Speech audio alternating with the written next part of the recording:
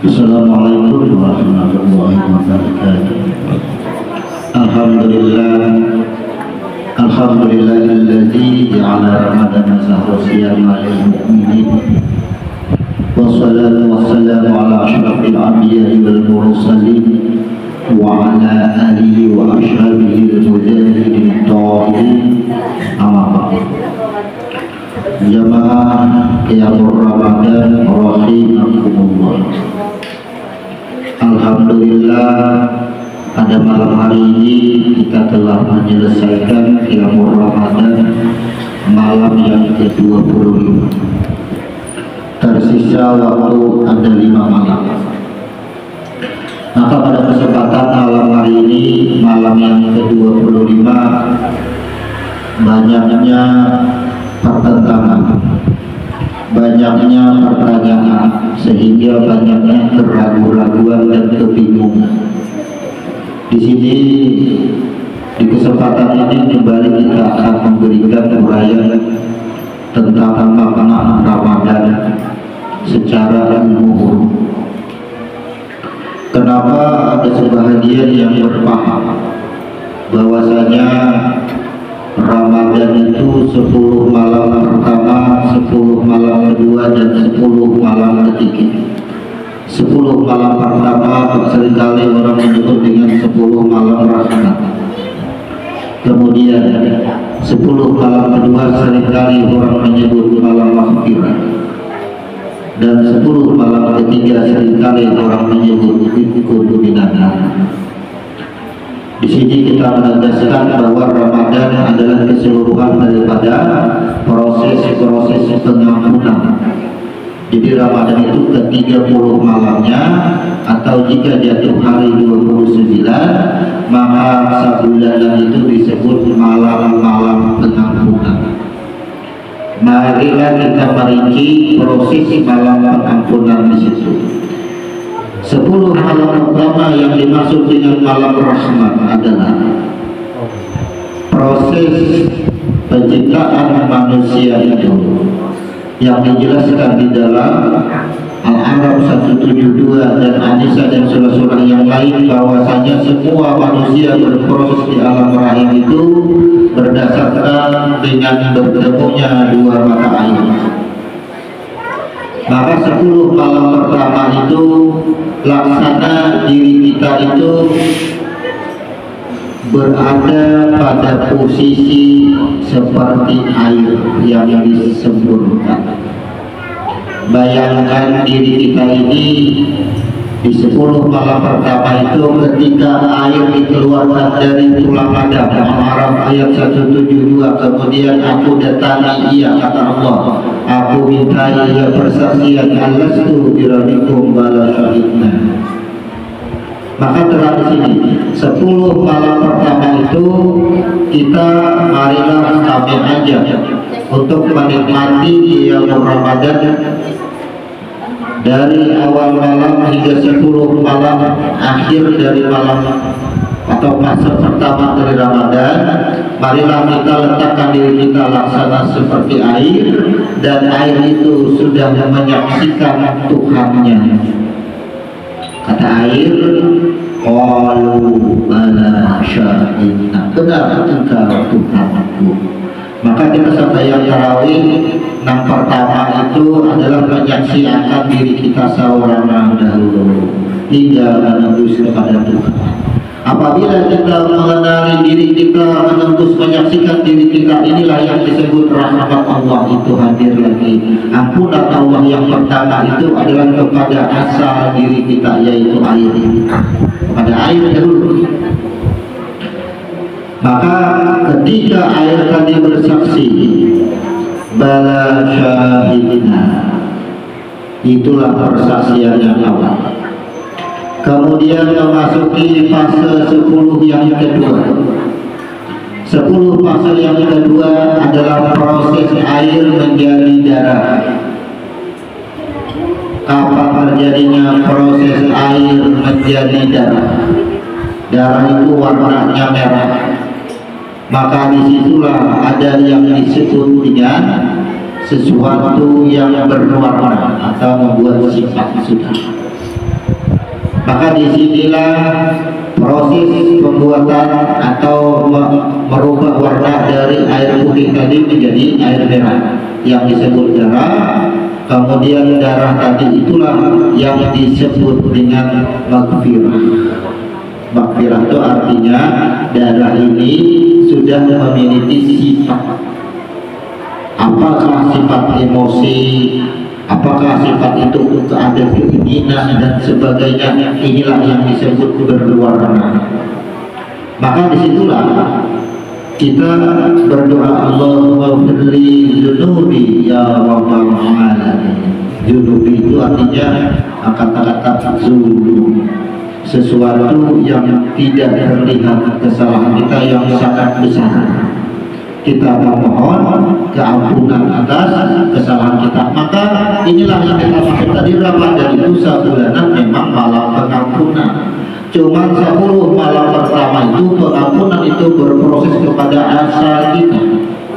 Kemudian 10 malam kedua pengampunan itu bersifat maghfirah karena sudah adanya warna atas kehidupan kita. Kemudian 10 malam kedua ikut minan nar, yang disebut dengan 10 malam Lailatul Qadar.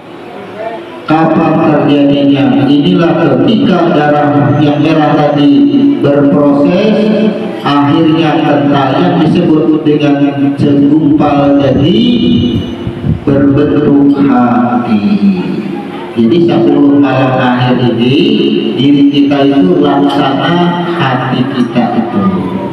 Nah, ketika darah mengental yang berbentuk hati, disitulah Allah mengisi nasibnya yang disebut dengan qada dan qadar.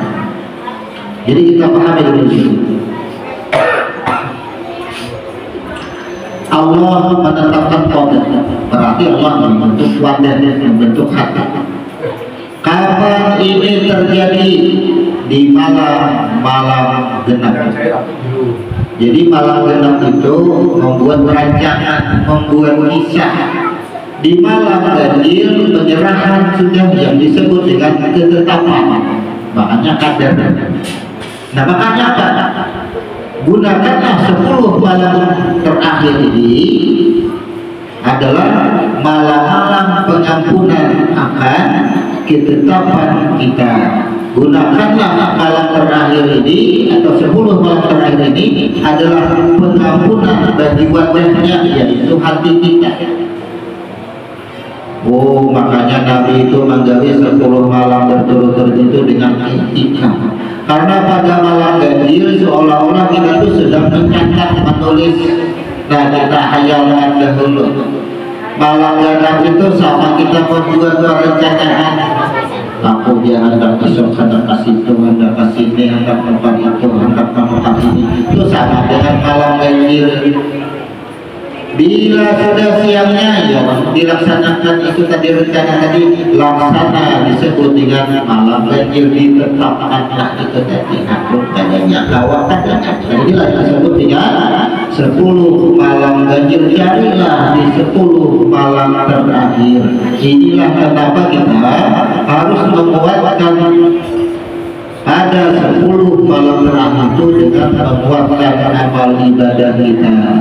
Laksana kita ini sedang mendapatkan ampunan kita. Maka ampunannya ini kan dari gampang. Ampunan Tuhan ini di Ramadan ini bukan hanya kesalahan yang kita lakukan pada hari ini, tapi yang kita lakukan pada tahun-tahun yang lalu, pada tahun yang lalu. Artinya dosa kita yang telah lewat, Allah ampuni segala dosanya. Inilah Ramadan kita. Kenapa hal ini kita bahas? Karena ada yang membahaskan apa aja Ramadan dibagi 3. 10 malam pertama malam rahmah, 10 malam kedua malam maghfirah, 10 malam ketiga yaitu minan nar. Maka Ramadan itu adalah malam pengampunan sebenarnya. Apabila hanya Ramadan sebagai malam pengampunan, bulan-bulan yang lain tidak ada ampunan Allah. Bisa juga kita bahas seperti ini. Maka Ramadan ini adalah terkhususkan pengampunan dosa yang telah lalu. 10 malam pertama itu ada kesalahan kekeliruan pada asal kita. Asal kita itu adalah pada pikiran kita. Jadi 10 malam pertama itu seolah-olah kita sedang membersihkan pikiran-pikiran kita, bersih pikiran kita. Malam yang kedua, fase yang kedua, 10 malam kedua, apa yang dibersihkan? Kelakuan kita. Sama itu juga. Jadi Ramadan fase yang kedua itu seolah-olah menghapuskan, memaafkan daripada kelakuan kita, baik yang sekarang maupun yang telah lalu. Kelakuan kita, yang 10 malam pertama itu pikiran kita aja. Allah ampuni segala pikiran kita yang tersesat tapi belum dilakukan. 10 malam pertama, 10 malam kedua Allah ampuni, sudah terlaksana tuh pikiran kita tadi, Allah berikan ampunan. 10 malam ketiga karena pikiran kita sudah bersih, apa yang kita lakukan sudah bersih, maka Allah ampunkan lagi kesalahan-kesalahan yang tidak ada hurufnya, tidak ada suaranya. Inilah yang terletak pada hati kita. Inilah yang disebut dengan inqun minana, pembebasan daripada api neraka, terbebas daripada siksa panas dan sebagainya. Tafsiran tersebut pada intinya adalah kita itu apapun yang kita alami akan menjadi nikmat, apakah itu tempatnya, apakah itu sebutannya. Inilah yang kita maksud bahwa di Ramadan ini jangan hanya kita pikirkan sholat yang disebut dengan sunat hanya sebagai sunat, tapi perhatikan hikmah daripada sholat sunatnya itu. Itu yang terpenting. Yang kedua, hidupkanlah Ramadan itu dengan beribadah, istighfar, zikir, tahlil, tahmid, tasbih, memperbanyak membaca Al-Quran, tadarus. Ini Allah sudah janjikan, Allah ampunkan dosanya yang telah lalu. Tapi pada praktiknya itu tidak dijelaskan secara rinci karena Rasul melaksanakan sholat qiyamul Ramadan mendekati sahur saja habis. Kalau Rasul itu melaksanakan tarawih, jadi kita tarawih, Nabi ada pernah bertarawih, tapi sahabatnya tarawih, Nabi itu menggawi tarawih panjang, benar apa panjang, surahnya panjang sampai 100 rakaat itu bayangkan. Sampai tutup makanya Aisyah, jangan engkau tanyakan panjangnya, jangan engkau tanyakan lamanya, jangan engkau tanyakan bagusnya, jangan engkau tanyakan indahnya, indah pada bacaannya.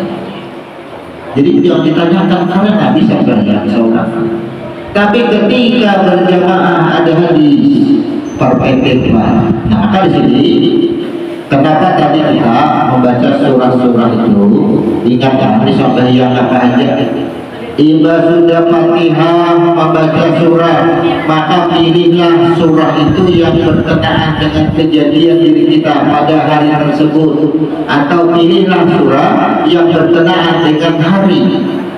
Contoh, kita tadi membaca pada rakaat pertama Al-Qadar karena pada malam hari ini Allah bertepatan dengan malam Lailatul Qadar. Kemudian kita baca surah Al-Ikhlas karena berkenaan masalah ketetapan kita itu tidak bisa terlepas daripada surah Al-Ikhlas dan seterusnya. Jadi surah di dalam sembahyang itu adalah curhatan kisah diri kita dan berkenaan dengan waktu yang bertepatan dengan Lailatul Qadar, sehingga kita bisa memilih surah-surah yang berkenaan tersebut. Bukan kita pilih pada surah indahnya surah atau panjangnya surah, tapi kita tidak tahu ketika kita memilih suatu surah di dalam surah itu, tapi kita hanya berdasarkan karena kita hafal. Kita tidak tahu begitu kita baca surah tersebut, kita tidak mengenali makna ketika kita baca di dalam sholat. Apa ya Tuhan kisahnya pada sesuai dengan dirinya. Ketika orang ini pada hari ini semisal ia telah mengalami penderitaan, tapi di dalam sholatnya ia tidak cari surah tentang penderitaan tersebut, tentang curhat ingin kebaikan di dalam sholatnya, lalu apa? Inilah bertentangan dengan keadaan dirinya, tentang dengan kisah. Misalnya hari ini kita ada duit sama sekali, betapa kawan bisa ada duit, bisa suki kan, nah itu ngarang pada duit betapa kawan bisa banyak duit. sama itu. Maka surah itu lebih bagus anjuran menyesuaikan dengan kejadian diri kita, menyesuaikan dengan nasib kita. Surah jadi nyaman sampai yang berkisah lalu musuh. Kalau sampai yang memilih surah karena memilih panjang surahnya, bagus bacaannya, tapi kada mengerti makna apa yang dibaca, jadi apa? Laksana seekor burung yang sedang berkicau, tidak mengerti tentang apa kicauannya tadi. Jadi sekalian itu misalnya hari ini awal sibuk dunia aja, lalai lambat dengan ketuhanan, bagus membaca Al-Ikhlas. Hati rasa tangkal, harus rasa sabar. Bang sekalian baca surah Al-Ikhlas bagus. Kenapa ada bertentangan dengan diri kita? Curhat karena kita. Misalnya pada hari ini kita lupa karena kebanyakan harta, banyak benar harta. Apa yang bagus ketika sholat baca Al-Haakumut Takatsur, janganlah kita bermegah-megah, bermewah-mewah. Bagus bacaannya sesuai dengan itu. Maksudnya bahwasanya sholat itu ada rahasia dan makna baik daripada bacaannya maupun daripada gerakan-gerakan sholat, ada manfaatnya. Itu makanya kita mudah usul tips supaya sholat itu khusyuk. Nanti tausiah pada malam yang ke-25 ini hanya sekedar kita saling ingat mengingatkan ketika menyampaikan apa yang kita tahu tentang amalan, tentang apapun yang bersifat untuk kebaikan, apakah itu menjadi amal baik, apapun menjadi sesuatu amal jariah yang ingin dalam kita mengamalkan sesuatu amal apakah berkaitan dengan Ramadan 10 malam pertama, malam kedua dan 10 malam ketiga. Demikian tausiah pada malam ke-25. Semoga di malam-malam berikutnya kita tetap kokoh dan gigih untuk melaksanakan etika kita. Kita tutup. Subhanallahumma wa bihamdika asyhadu an la ilaha illa anta astaghfiruka wa atubu ilaik. Assalamualaikum warahmatullahi wabarakatuh.